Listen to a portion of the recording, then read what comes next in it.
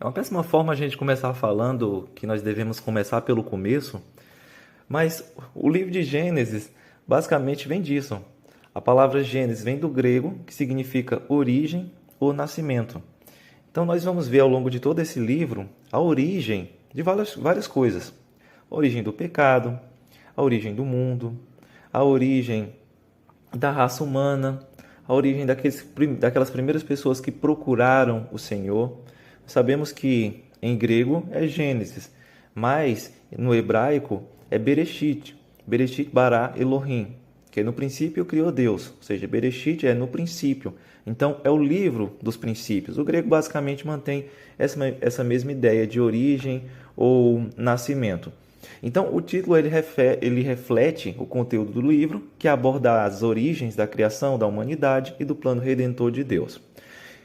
A introdução aqui diz o seguinte, próximo slide. O livro de Gênesis abrange desde a criação até a época dos patriarcas, Abraão, Isaque e Jacó, e da formação de Israel. O período coberto pelo livro remonta a milhares de anos antes de Cristo. Então é muito interessante. Você vai notar que o relato da criação é Gênesis 1 e Gênesis 2, basicamente 2 capítulos. E nós vamos ver que o relato da vida desses homens como Abraão, Isaque, Jacó, José principalmente, esses relatos eles vão ocupar vários capítulos desse livro, muitos capítulos mesmo, dezenas de capítulos. Então, a origem da criação, que a gente tem tanta curiosidade, a gente queria tanta informação, a gente percebe que não é esse muito o objetivo de Gênesis, porque ele não dá muitos capítulos para esse assunto. Propósito: mostrar o início de toda a criação e as bases do relacionamento entre Deus e a humanidade. Gênesis explica como o pecado entrou no mundo, a natureza do ser humano e a promessa de redenção. Então o livro tem um propósito bastante amplo, um propósito fundamental para todo o restante da Bíblia. Então o livro de Gênesis é um livro muito importante, assim como todos os livros bíblicos. Próximo slide diz o seguinte: quem é o autor? A autoria de Gênesis é atribuída a Moisés, provavelmente escrita durante a jornada do Egito a Canaã, utilizando fontes orais e escritas sob a orientação do Espírito de Deus. Então, como você bem sabe, Moisés, ele nasceu no Egito, e o Egito era uma nação extremamente desenvolvida, uma nação extremamente rica, próspera, com muitos conhecimentos de matemática, um conhecimento simplesmente gigantesco. É tanto que nós temos as pirâmides do Egito que nos deixam impressionados até hoje. Cidades egípcias que são a arquitetura delas ou a forma como as coisas estão dispostas nelas é um reflexo de constelações.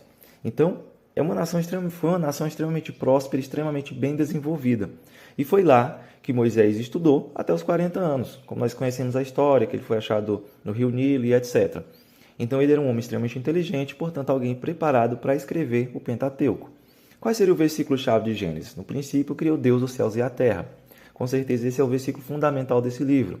Ele foi redigido entre 1446 e 1406 a.C., durante o período do Êxodo ou pouco após. Ou seja, é naquele período que Moisés, quando ele tinha 80 anos, ele é chamado por Deus, ele vive até os 40 anos no Egito, depois com 80 anos ele é chamado por Deus, e aí ele liberta o povo do Egito e vai com o povo até a Terra Prometida e morre, se eu não me engano, com 120 anos. Então, é nesse período aí que ele escreve esse livro. Ok, qual seria o resumo do livro? A gente vê a criação do mundo, você pode ver, só um capítulozinho. Adão e Eva, do capítulo 2 até o verso 25. Aí nós já chegamos, infelizmente, à queda da humanidade, o pecado, que nós vamos explorar daqui a pouco. Caim e Abel, que são os dois filhos deles. Então, Caim, que matou seu irmão Abel. Aí nós vamos ver a genealogia de Adão até Noé, a questão do dilúvio. Depois Noé, depois do dilúvio, lembra? Que Noé, ele cultivou uma vinha, ele bebeu vinho, ficou bêbado. E o seu filho Cã desprezou ele. Jafé e Sem honraram o pai, e por isso Cã foi amaldiçoado, juntamente com seu filho Canaã. O quadro das nações, a história da Torre de Babel, que Deus desce e confunde as línguas, os semitas, a história de Abraão, a história de Jacó e a história de José. Então, olha a quantidade de capítulos. A história de Abraão começa no capítulo 2 e vai até a história de José no capítulo 50. Então, a maior parte desse livro são com narrativas. E a criação do mundo, a gente fica triste que é só um capítulo. Mas é tudo da vontade de Deus e o Senhor sabe os motivos. Mas a gente tem muita curiosidade sobre muita coisa que nós queríamos que a Bíblia esclarecesse melhor. Mas aqui está a vontade de Deus. A estrutura literária. Então nós vemos que temos a criação do mundo, capítulo 1, a história primordial do mundo, de Adão até Abraão, porque aí nós temos uma história um pouco mais acelerada de Adão até Abraão, e depois essa história ela fica mais lenta e ela foca mais nesses personagens, desenvolve eles. E depois a história dos patriarcas, que aí, por exemplo, nós temos a história de José, que ocupa uma grande parte desse texto, que ele se tornou lá no Egito o Zaphnath-Paneah, certo? Genealogias. É muito interessante essa questão das genealogias dentro desse livro. Nós vamos observar Caim, a genealogia de Caim, ela vem antes da genealogia de Sete. Então, vai colocando a genealogia dele. Lembra que ele teve um filho, que esse filho dele teve duas esposas e matou um rapaz porque xingou ele, ou foi algum motivo, eu não lembro mais o nome do filho dele, mas dá para você conferir aí, você vai me lembrar de como é o nome do filho dele. Mas ele teve toda do descendente dele, ele teve toda uma descendência de homens pecadores, de pessoas erradas. E Sete foi, no verso 26, vai dizer que foi a partir de Sete que o nome do Senhor começou a ser invocado. Então temos aqui os homens que são aqueles que vão ser os filhos de Deus, servos de Deus realmente na antiguidade. Jafé e Cão. Lembra que Cão desrespeitou seu pai e por isso foi amaldiçoado. Jafé foi meio ignorado. E aí nós temos a descendência de Sem. Depois nós vamos para a descendência de Ismael, primeiro filho de Abraão, mas que, no entanto, que Abraão teve com a sua serva Agar, a egípcia, mas que, no entanto, Ismael ele fica esquecido ali. E depois Isaac, que realmente foi escolhido por Deus, que foi a promessa que o Senhor fez, mas Abraão quis dar uma ajudadinha no Senhor, né? Abraão junto com a sua esposa. E aí nós temos também a genealogia de Esaú, que também, por mais que fosse o primogênito, como vai dizer lá em Romanos, Paulo fala lá em Romanos, capítulo 8, que Deus escolhe Jacó no lugar de Esaú, enquanto eles não tinham feito nem mal nem bem. Deus já tinha escolhido um desses dois segundo a vontade do Senhor, e nós não podemos questionar a vontade do Senhor. Então perceba que as primeiras genealogias de Caim, Jafé e Cã, Ismael e Esaú, o que a gente vê? Que primeiro essas genealogias aparecem daqueles que são os desprezados, e depois a genealogia daqueles que são realmente escolhidos por Deus. O que isso nos mostra? Isso mostra que o livro de Gênesis inteiro tem um único autor. A gente não vai entrar nessa questão, mas existem essas teorias a partir do século XIX, século XX, principalmente século XX, teorias de que o livro de Gênesis teria sido escrito por várias pessoas ao longo de vários séculos e não sei o que, durante isso, aquele momento. Mas nós percebemos, por meio desse exemplo simples, que existe um só autor dentro do livro, que ele usou a mesma técnica literária. Capítulo 4, ele apresenta primeiro a genealogia esquecida. Capítulo 10, primeiro a genealogia esquecida. Capítulo 25, primeiro a genealogia esquecida. Ou seja, nós percebemos ao longo do livro de Gênesis a identidade de um único escritor. Foi escrita apenas por uma pessoa, ou seja, Moisés. Agora vamos para a estrutura teológica.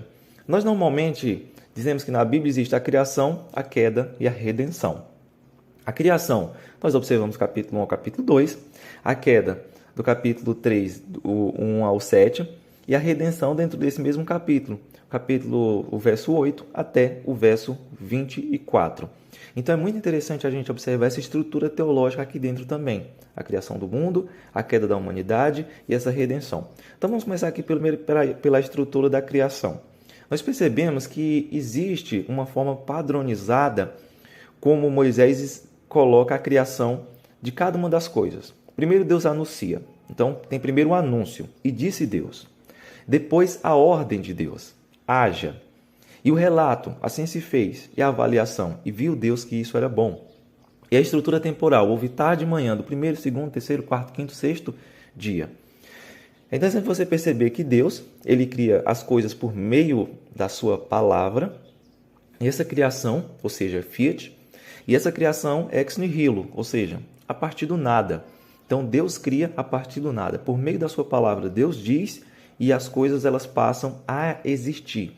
Então, Não é como outras mitologias, outras mitologias não, não é como mitologias, nós acreditamos que a nossa não é uma mitologia, mas sim a realidade, mas não é como mitologias que muitas vezes quando Deus aparece, o mundo já está criado. Ou o mundo é um Deus que se destrói, não sei o quê. Mitologia grega, mitologia nórdica, que tem essas histórias que o mundo sempre existiu, que não tem o começo, ou que na verdade era um Deus, esse Deus se desfez. São umas coisas simplesmente bizarras, difíceis até da gente conseguir conceber. A gente não consegue conceber de tão surreal que são os relatos criacionais de mitologias. No entanto, esse relato da criação é algo que a gente consegue imaginar, consegue conceber, ou seja, não existia nada. E Deus veio e Ele fala e essas coisas vão passando a existir, ou seja, é algo muito mais factível dentro da realidade. E nós percebemos também a simetria da criação.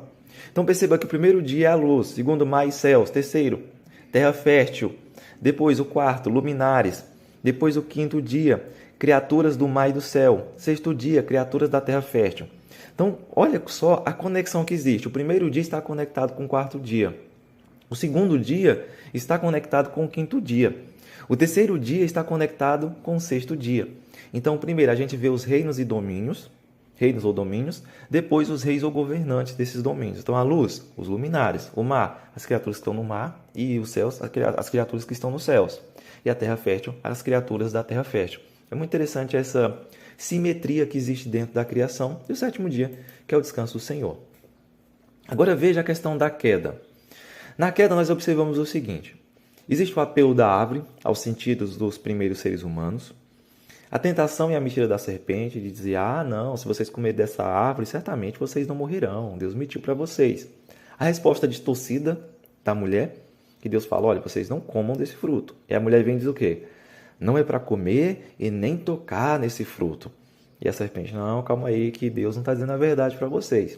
E a vontade humana de desobedecer mesmo, de olhar e dizer, sabe de uma coisa, isso aqui é bom, isso aqui é bonito, eu acho que isso aqui pode ser interessante, talvez Deus não tenha me contado toda a verdade. E aí nós chegamos na redenção do proto-evangelho, que é Gênesis 3 e o versículo 15. Farei que haja inimizade entre você e a mulher. Para quem o Senhor está falando? Para a serpente. E entre a sua descendência e o descendente dela. Ele lhe ferirá a cabeça e você lhe ferirá o calcanhar. Essa serpente, lembra, não é só está falando apenas para o animal, mas sim para o diabo. Lá em Apocalipse, capítulo 13, salvo engano, capítulo 13, capítulo 14, vai dizer que o diabo é a antiga serpente. Ok. Então, o que está sendo dito aqui? Entre a sua descendência e o descendente dela. Quem é o descendente da mulher a qual o Senhor está se referindo? Jesus Cristo. A serpente Jesus feriu a cabeça da serpente, ou seja, venceu a serpente. Mas ela lhe feriu o calcanhar. Qual foi a ferida do calcanhar de Jesus? A crucificação. Então, aqui nós já vemos o proto-evangelho. Ou seja, o primeiro evangelho. Proto é de primeiro. Vemos o primeiro evangelho, o primeiro anúncio, a promessa já do Redentor. Após o pecado, já existe essa promessa dada pelo Senhor. Então nós vemos os começos de tudo, até mesmo da redenção. E observamos também a presença de várias alianças entre Deus e o homem. Então existem dois tipos de aliança, condicionais e incondicionais. Uma aliança condicional é que ambas as partes têm responsabilidades. Se uma falhar, a aliança é anulada. O casamento é uma aliança condicional ou incondicional? É condicional, ela é bilateral. Eu tenho obrigações com a minha esposa, devido à aliança que eu tenho com ela, assim como ela também tem obrigações para comigo. Se um falhar, essa união ela é anulada. Já incondicional não é unilateral. As obrigações só vêm de uma das partes. Então vamos ver. Uma aliança é um acordo imutável e divinamente imposto entre Deus e o homem que estipula as condições de relacionamento entre as partes. Por que um acordo imutável? Porque as alianças elas não podem ser mudadas, mas podem ser substituídas. Então Deus não muda suas alianças. No entanto, ele substitui essas alianças, que é o que nós vemos. Depois, ela é imposta por quê? Porque o homem não pode negociar com Deus ou mudar os termos do acordo.